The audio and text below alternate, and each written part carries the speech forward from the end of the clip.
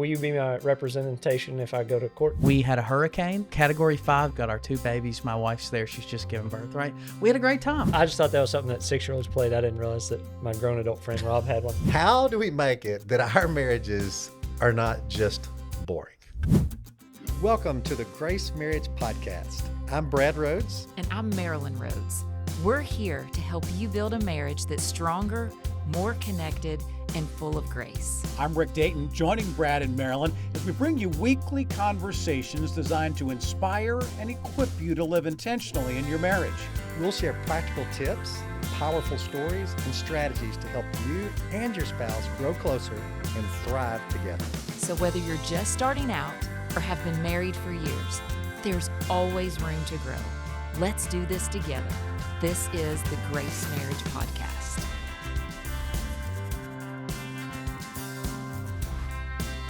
This is Brad Rhoads with the Grace Marriage Podcast, here with 3 good friends, Rob, Caleb, and Trey. And today we're going to be talking about boredom. Trey, I know I was going to say. you're not a big fan of boredom. I'm not. I hate boredom. No. I mean, if it's boring, we need to do something. I'd rather be miserable than bored sometimes. I agree with that. So, but one of the big things plaguing marriage is people see marriage as what?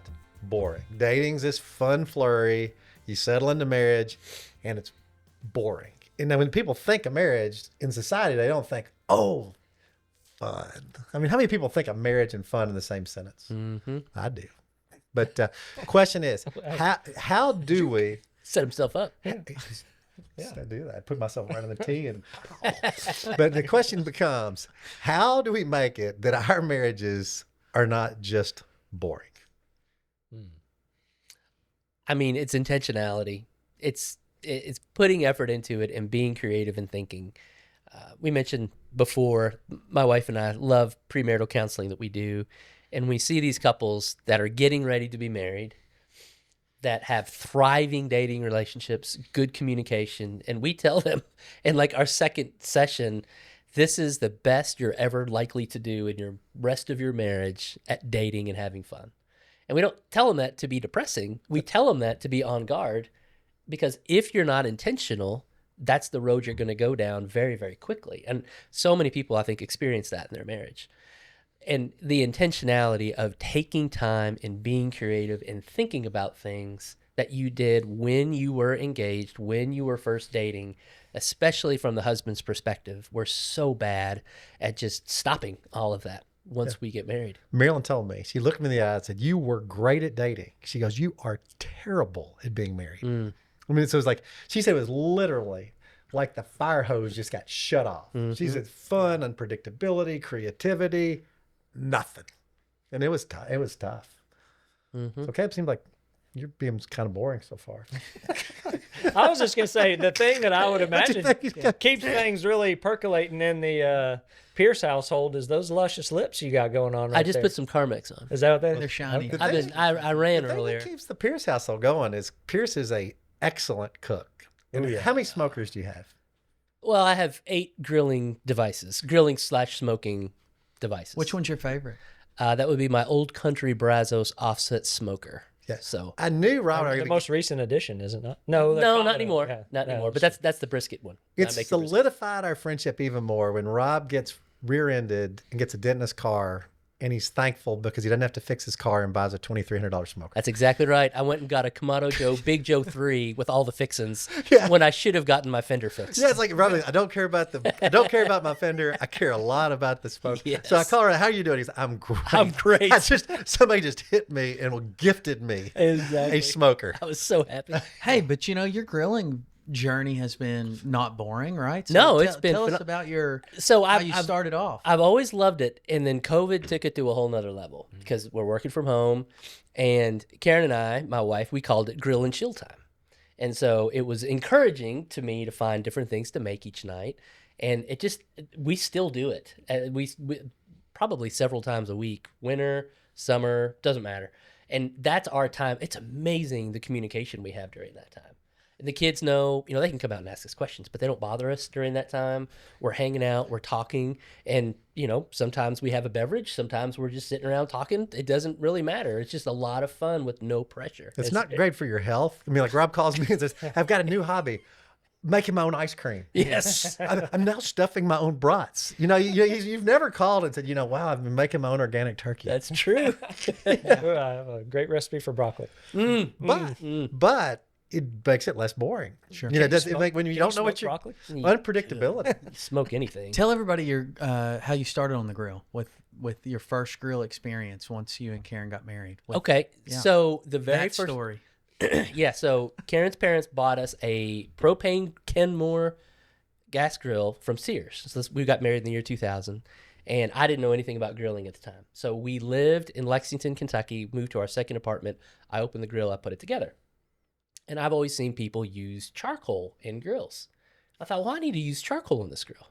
So I loaded up a propane gas grill with charcoal, and I grilled with it. The hybrid. And it worked great for that particular cook.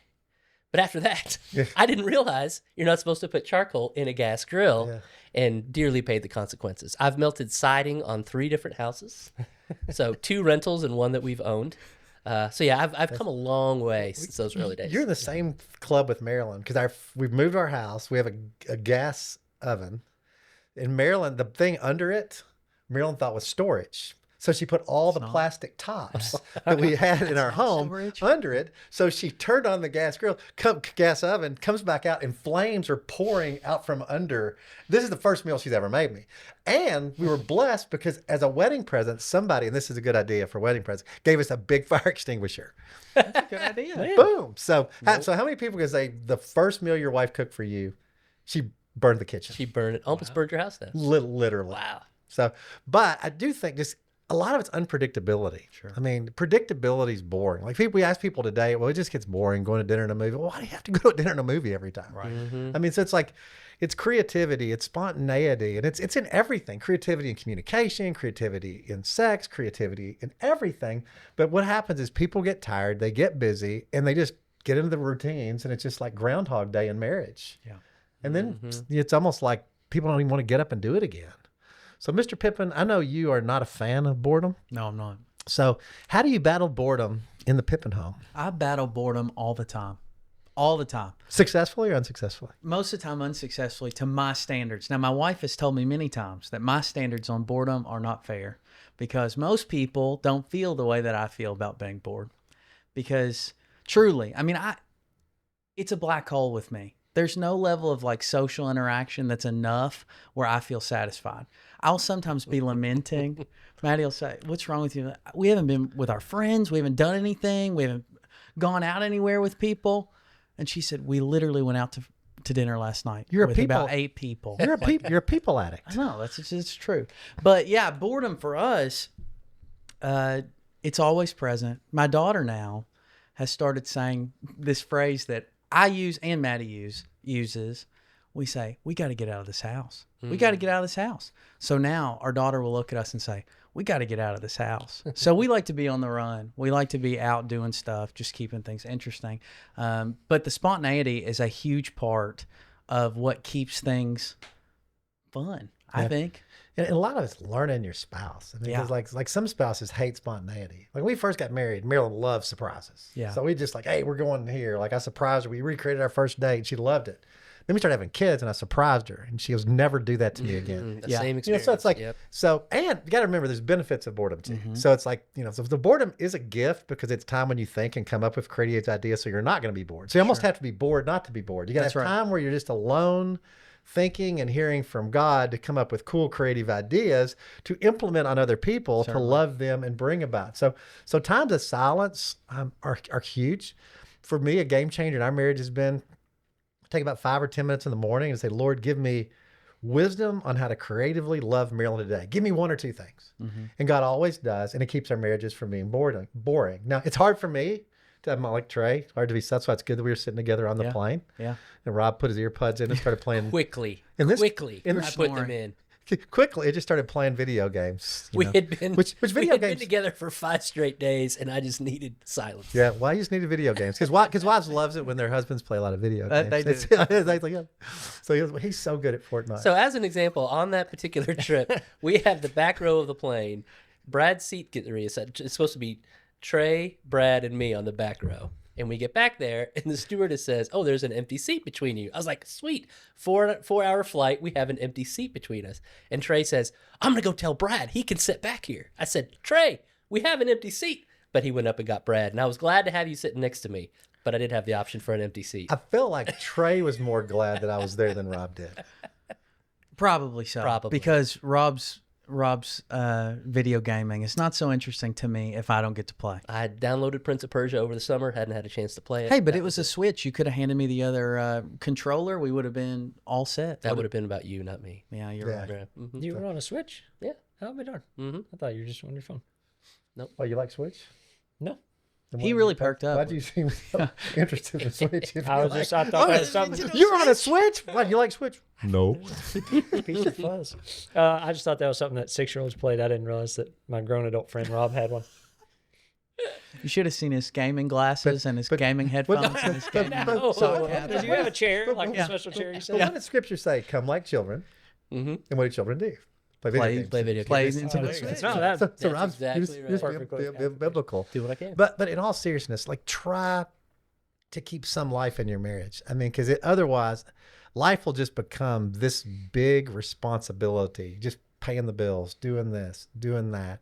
Just think of each category, like communication, physical intimacy, and we'll start with communication. How do you make communication with your spouse less boring? How do you make it that your wife actually looks forward to, likes talking to you, and doesn't find you to be a boring human being? To me, it's giving her the first fruits of something cool that happened. Mm-hmm. So if I have a really good day at work or a great story to tell, the first time you tell that story, you're excited about it. You have the most energy. You can't wait to do it. Telling Karen first, I think, is a big thing, instead of telling a coworker or a friend or anything like that, and making sure that she gets the full story. Because a lot of times when I get home from work, I don't want to talk. I'm tired. I've been talking to people all day. I just want to sit there. But making sure that she gets the full version of me and not the leftover after work version of me, it makes a huge difference. And the least boring people are the most curious people. Mm-hmm. You know, they're the people that are really, and the most curious people ask the most questions. Mm-hmm. And we had somebody on our podcast who wrote a book called The Magic of Curiosity. So when you ask your spouse questions about their life and you're really interested, you're not boring. Because who do people like? Whoever's most interested in them, whoever wants to hear them talk, who's fascinated by them. So to keep communication really alive, just ask your spouse a lot of questions and a lot of follow-up questions. Mm-hmm. So I remember my father-in-law, he wasn't a big talker. He was more like a Potter type, you know, kind of a dignified guy. You have been identified now. You're never getting out of this. Mm-mm. I'm fine with it. Yeah, let your words be what? He's like, okay. Boom. See, you got it. But my father-in-law was not a talker, but dude loved Corvettes. And so I just asked him, we'd be driving the road and I'd say, what year is that Corvette? Well, that's a 64. I could have bought one of those and I just missed the opportunity. We just ask questions, but it's just, if you find the area of interest of your spouse and you ask them questions in that area of interest, you notice when we started talking about cooking and we brought up with Rob, I mean, the words started to flow. Yeah. When you talk about cooking, Rob starts to cook. I thought that was going to happen with the Switch. Caleb got so excited. He did about get that. shut down And they pretty said, fast. oh, that's just what kids do. Well, all right. Not that you asked me or wanted my input on any of this, apparently, but I will give you I was this. trying to bait you to finally. Oh, we definitely want your input. We just can't get you to give it. So, okay, so like, let's say on the dating aspect, you know, you say like, you don't always have to go to a dinner or movie. Even if that is the plan, there are elements of that you can tweak that will be adventurous. So we had a guy from church say, hey, if you ever wanted to borrow our Corvette or my Corvette Do you have a to go Corvette? out on a date, you would be welcome to. I said, okay, I logged that away in my mind. And so one time Jessica and I were going out on a date and it was just going to be dinner and a movie. But we went and got a Corvette and we zipped around town and that's what we drove to our stuff. It was awesome. And we were both on cloud nine. So even if you are doing somewhat typical date stuff, there's elements of it that you can really spice up. How fast did you get in the Corvette that wasn't yours? Sheesh, this is going to be incriminating. Will you be my representation if I go to court? Sure. Okay. Yeah, about 90 About 90. on Burloo. On That's Burloo. That's a 30, Burloo. That's a 35. Wow. Yes, it is. That is incriminating. Yeah. But I don't think they're gonna. We blur my face out. Yeah. I'm sure it's like, oh, we found a guy that sped 7 years ago. Let's try to find him. I think they probably got more pressing matters, Potter. But that's okay. They caught the tater. But it's like even restaurants. Just say if you go out to eat, and you don't have to go out to eat because dating doesn't have to be expensive. And I know Rob and I are on the frugal side. You've become less frugal lately. Less I've frugal noticed than I that. used to be, I yes. noticed that. But like, just say we're going to go to 12 different restaurants. We've not eaten at for the next 12 weeks, and it can be a fast food place. I mean, you may have never eaten at Rally's, but just mixing it up And order something that you would not typically order. If- Like on our trip, we forced each other to kind of order something outside of our comfort zone. We paid the price for it, but it was awesome, made for a good story. You It paid was the price. adventurous. I paid for it. You didn't necessarily pay for it. I paid the ultimate price, me and the toilet. But What are you talking about? the Hattie B's chicken that we had in the airport. Well, that's just because you got the cuss word hot. In I the just Nashville airport right before a I 4-hour got the flight. regular hot. You got the cuss word hot. right? But we both upgraded one. But yeah, it did make I'm it. saying that was adventurous. It made it Do more- that in your marriage. It made it more entertaining. But it is one of the big problems with marriage, and the reason our younger people aren't typically drawn to marriage is because it looks boring. Yeah. It's like, why would I want to go do that? I mean, they're having fun in dating. They're looking at everybody in marriage looking boring, and say, oh, let's go be bored. You know, it's almost like let's close the fun chapter. And let's spend the rest of our life being bored. But that's not the way God intended marriage. I mean, intended marriage to be a radical display of sacrifice, grace, creativity, love, boom, and just enjoying it. So I think part of it too is investing money in your marriage. So earlier in our marriage, I was more boring than I should because I was not willing to invest any resources into my marriage. So if we dated, you know, I just brew a pot of coffee, go down to the river, sit down, and our total date cost was $1.50. And we traded babysitters, which is a place for that if you've got no money. But when I had some resources, I saw it as an expense, you know. But I want to lavish Marilyn with love. I want to show her that like she's the most important thing to me. She's the quickest place, and I'm gonna drop some cash. Sure. But guys oftentimes don't do that. And a buddy of mine told me, he said, Brad, you are more generous with everybody else in the world than you are your own wife. Not an expense. They're an investment. It's something that you're investing in eternally. So that's nice. Thank you. Caleb. One of the best turning point in our marriage, Bradley, you actually helped us with. So I had just got to know Brad. It's probably 15 years ago. We used to run a lot together, and we're running. And my wife and I were still in debt. We had 2 young children, still trying to get out. And we had a lot of budget conversations. We're spending too much, blah, blah, blah, all that stuff. And so I was explaining to Brad on a run. I remember right where we were running through our town. And I said, so what advice do you have for me for getting my wife to stick to the budget? And he said, okay, here's what you need to do. You need to go and open a bank account in her name. And you need to deposit $500 into that account. And you need to tell her that she can spend that however she wants to. And I said, I think you misunderstood Question. what I just said. I said, I'm trying to get her to stick with our budget, not spend more. And you said, you're treating her like an employee and you're the manager. She doesn't feel loved. She feels managed. I was like, Why'd I ask? and then you dared me. You said, I dare you to do it. I was like, all right. I don't I'll remember give it a shot." daring. Did Oh, I remember. I dared him. I remember very well. So I did it, and exactly what you said would happen happened. Karen felt loved. She could buy all the throw pillows she wanted at that point in time.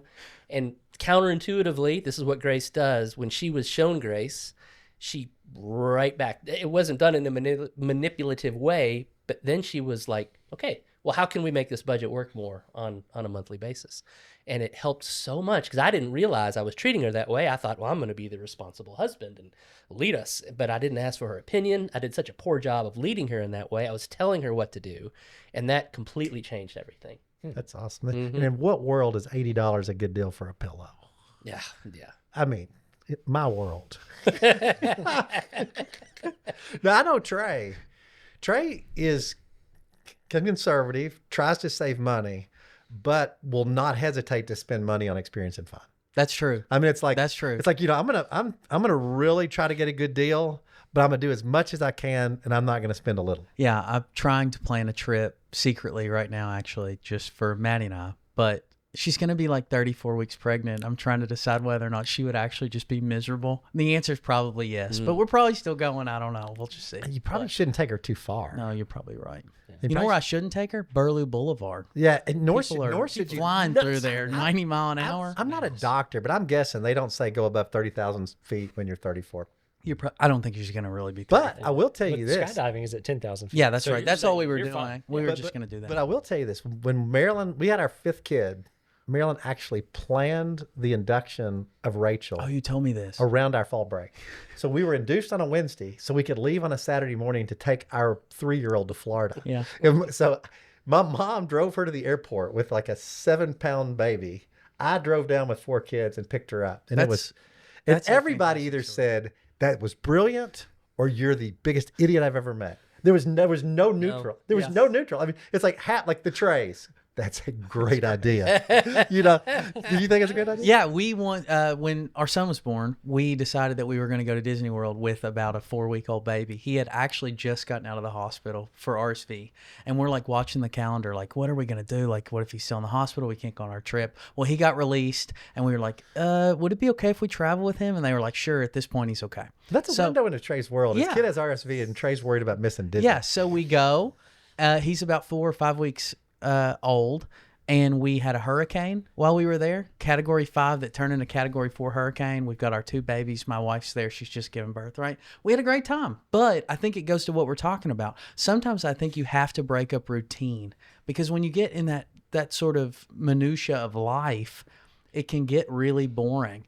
I read something one time that talked about the reason in which people, or why people think that time is passing so quickly for them, is because they're lacking new experiences to break up the normal life. That makes sense. When you're a kid, it feels like everything's new, right? In your mind, you think, man, my childhood lasted this real long time. It's because you were having new experiences. But eventually, life takes those new experiences away if you're not intentional about doing new things. So that's my case for not being bored all the I time. love it. It's largely why you 3 are 3 of my best friends, because you're interesting people. Like, I love that Rob loves to cook, and I love Caleb with his sharp shop and his 42 different business ideas a year. 43 now. 43. Yes.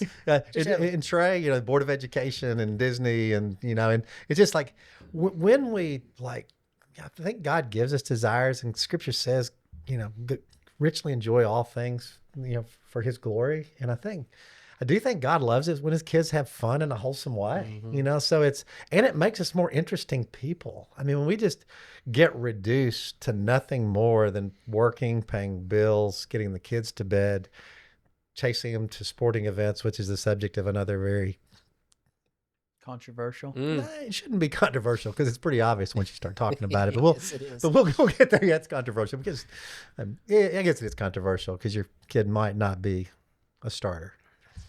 But Careful now. I don't Shots know. fired. Shots fired. But in closing, just try to bring fun to your marriage. Just think of each aspect to your marriage. And here's my challenge: take 5 minutes every morning and just say, God, how can I love my spouse today in a way that they know they're loved? And if you do that every single day and carry it out, it will keep life in your marriage, and your marriage will not get boring. And it can be little stuff. I mean, one time, I was sitting in my quiet time, and I just heard Miriam complained about her mincer chopper. Or what? Or what? Mincer chopper. Mincer chopper. Mincer chopper is a little thing that minces and chops. Mincer/chopper. But I didn't have to say slash. Well, you did for us. Well, Okay. When she complained about her mincer chopper. slash Mincer chopper. chopper. So I just Googled best mincer chopper, and it happened to be $23 at Walmart. And I just called Matthew, my son, pick up the Ninja mincer chopper on your way home.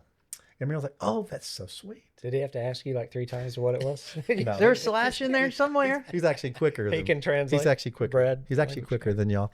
But in all seriousness, be intentional. Keep it fun. Try to have a marriage that younger people look at and say, that's cool. Yeah. That's cool. That's fun. Man, I can't wait to, if that's what marriage is, I can't wait to do it. Sign me up for it. Because right now we've had a decrease in the marriage rate. Good news is it's starting to increase again, but it'll increase a lot quicker if we live it out like God intended. So thanks for being part of the Grace Marriage Podcast. Remember, this stuff isn't just going to happen. Life's a whirlwind that will pull you into it, and this stuff will not just happen. That's why we have Grace Marriage. You just stop and make your marriage the center of the show for a while. So sign up for Grace Marriage, show up for your sessions. If your church doesn't have an ongoing marriage ministry, bring Grace Marriage to your church. So thank you guys for being part of the podcast. Thanks, Brad. What a blessing. Thank you for joining us on the Grace Marriage Podcast. We really hope you're feeling inspired to take intentional steps to grow in your marriage. If you enjoyed today's episode, please don't forget to like, subscribe, and share it with a friend. Your support helps us spread the message of grace and reach even more couples. And if you have a moment, please leave us a review. Your feedback means a lot to us and helps others discover the podcast. To learn more about how you can grow in your marriage, visit us at gracemarriage.com. Keep building stronger, grace-filled marriages. We'll see you next week on the Grace Marriage Podcast. Until then, keep growing in grace.